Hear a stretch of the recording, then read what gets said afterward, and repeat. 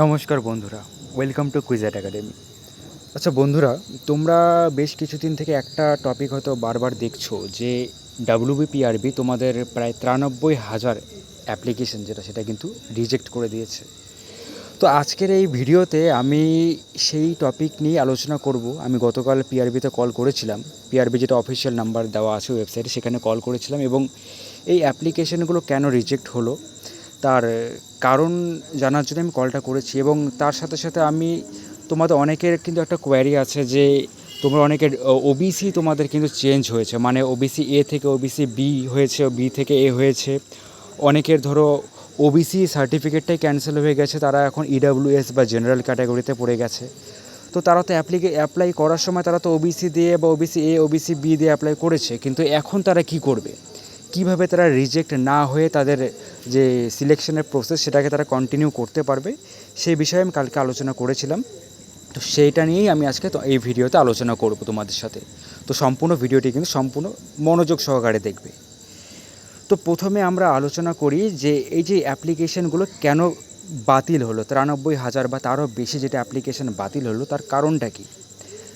এর মূল কারণ যেটা পিআরবি থেকে আমি জানতে পারলাম যে অনেকেই কিন্তু ওই ফটো আপলোড করার সময় তোমরা কিন্তু মানে অনেকে চশমা পরে ছবি উঠেছো বা টুপি পরে ছবি উঠেছো, মাস্ক পরে ছবি উঠেছো, বা অনেকের ব্যাকগ্রাউন্ডের জন্য কিন্তু অনেকে সেলফি উঠে সেই ছবি আপলোড করেছো। এই সমস্ত কারণগুলোর জন্য কিন্তু তোমাদের হচ্ছে যে অ্যাপ্লিকেশান রিজেক্ট করা হয়েছে। এছাড়া সিগনেচার করার সময় অনেকে স্পেলিং ভুল করেছো বা সিগনেচার ঠিক করে বোঝা যায় না, সেভাবে তোমরা মানে আপলোড করেছো। এবং সবথেকে মূল যেটা কারণ ক্যান্সেল হওয়ার, সেটা হচ্ছে তোমরা কিন্তু অনেকেই মানে মানে মাতবগিরি করে তোমরা মোবাইল দিয়ে অ্যাপ্লিকেশন করেছো।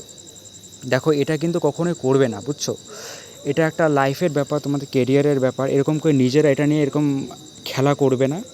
যে কোনো একটা ভালো প্রফেশনাল সাইবার ক্যাফেতে গিয়েই তোমরা এই যে অ্যাপ্লিকেশনে যেগুলো কাজ সেগুলো কিন্তু করবে তোমরা। এছাড়াও তোমাদের অনেকের কিন্তু একটা প্রশ্ন থাকে যে আমরা কিভাবে বুঝবো আমাদের অ্যাপ্লিকেশন যেটা আছে সেটা রিজেক্ট হলো নাকি অ্যাকসেপ্টেড হলো, আমরা কিভাবে বুঝবো।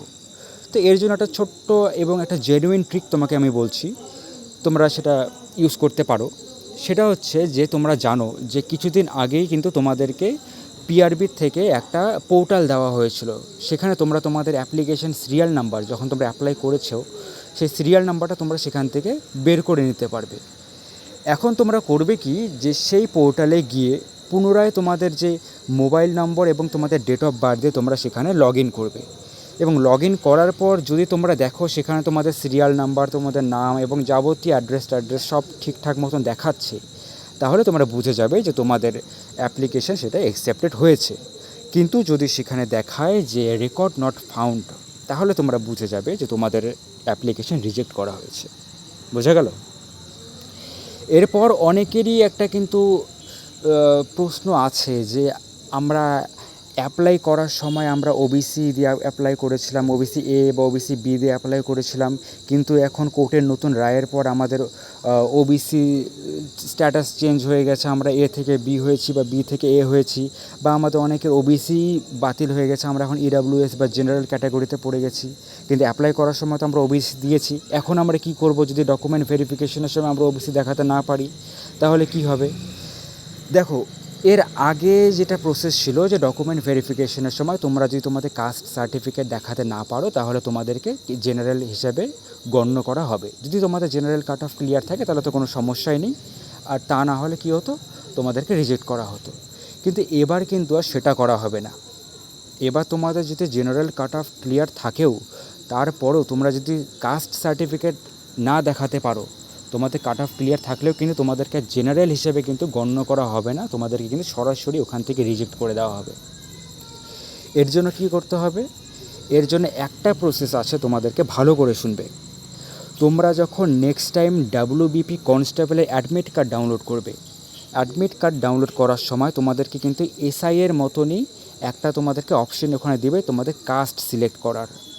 সেখানে তোমরা কিন্তু যদি ইডাব্লিউএস হয়ে থাকো, এখন তোমাদের কারেন্ট স্ট্যাটাস তোমরা সেখানে সিলেক্ট করবে। যদি তোমরা এখন ওবিসি এ হয়ে থাকো তাহলে ওবিসি এতে সিলেক্ট করবে, ওবিসি বি হয়ে থাকলে ওবিসি বিতে সিলেক্ট করবে, ইডাব্লিউএস হলে ইডাব্লিউএসে সিলেক্ট করবে, বা জেনারেল হলে কিন্তু জেনারেলে সিলেক্ট করবে। কোনো ম্যাটার করে না তোমরা অ্যাপ্লাই করার সময় কী দিয়েছো, এখন তোমাদের যেটা তোমাদের সিচুয়েশন, এখন তোমাদের যেটা স্ট্যাটাস, ঠিক আছে, তোমরা যে কাস্টে বিলং করো সেটাই তোমরা ওখানে সিলেক্ট করবে, সিলেক্ট করে তোমরা প্রসিড করবে। তোমাদের যেটা অ্যাডমিট কার্ড সেটা জেনারেল যদি হয় জেনারেল হিসেবে বেরিয়ে আসবে, বা ওবিসি এ হলো ওবিসি এ হিসেবে বেরিয়ে আসবে, ইডাব্লিউএস হলে ইডাব্লিউএস হয়ে বেরিয়ে আসবে, বা তোমাদের যেটা বর্তমান তোমাদের কাস্ট স্ট্যাটাস সেটা সেই হিসেবে তোমাদের কিন্তু পরবর্তী প্রসিডিউরটা সেই হিসেবেই হবে। বোঝাতে পারলাম? তো এই ছিল আজকের মূল বিষয়। আমি তোমাদের বেশি সময় নিলাম না, চেষ্টা করলাম খুব অল্প সময় এবং অল্প কথার মধ্যেই তোমাদের কোয়ারিগুলো ক্লিয়ার করে দেওয়ার। যদি তোমরা বুঝতে পারো আমার কথা অবশ্যই জানাবে, বা তোমাদের যদি কোথাও কোনো বুঝতে অসুবিধা হয় সেটাও আমাকে কমেন্টে জানাবে। আমি চেষ্টা করব নেক্সট ভিডিওতে আরও ভালো করে বিষয়গুলোকে আলোচনা করার। যদি ভিডিওটি তোমাদের ভালো লেগে থাকে, হেল্পফুল মনে হয়, অবশ্যই লাইক করবে এবং চ্যানেলটিকে সাবস্ক্রাইব করবে। দেখা হবে পরের ভিডিওতে। জয় হিন্দ, বন্দে মাতরম।